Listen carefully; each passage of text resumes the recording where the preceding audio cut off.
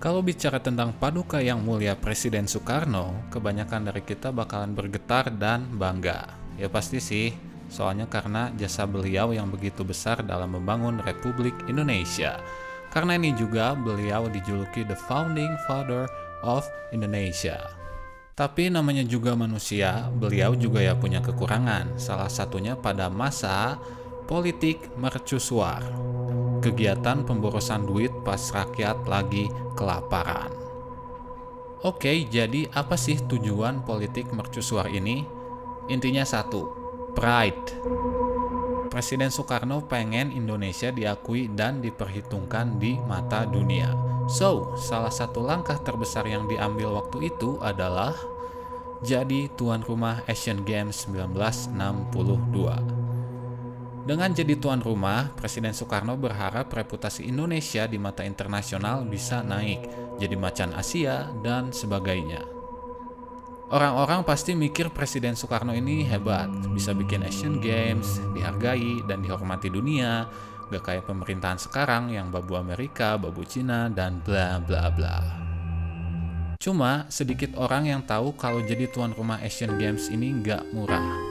Dulu Indonesia ngebela-belain bikin stadion GBK, Hotel Indonesia, Jembatan Semanggi, Stasiun TVRI, Monumen Selamat Datang, dan fasilitas-fasilitas lainnya demi Asian Games yang kayaknya nggak penting-penting amat di kala itu.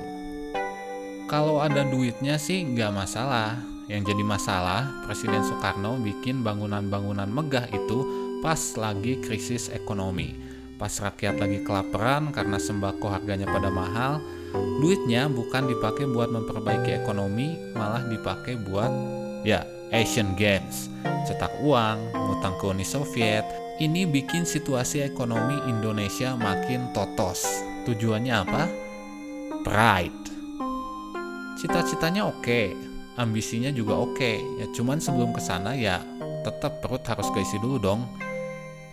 Ini sama kayak pasangan yang mau nikah, punya duit pas-pasan, tapi demi pride, mereka rela ngutang sana-sini buat bikin resepsi nikah yang megah.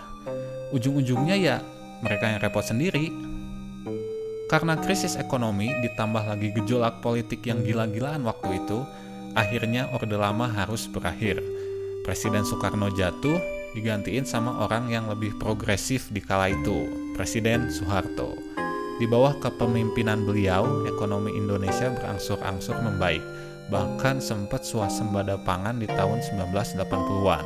Meskipun akhirnya ya krisis lagi di tahun 1990-an.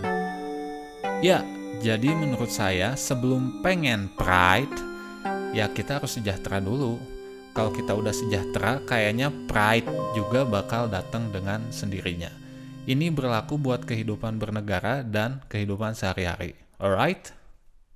Saya Nur Hadi Triptomo, sampai jumpa di Kindle Talk berikutnya. See you later.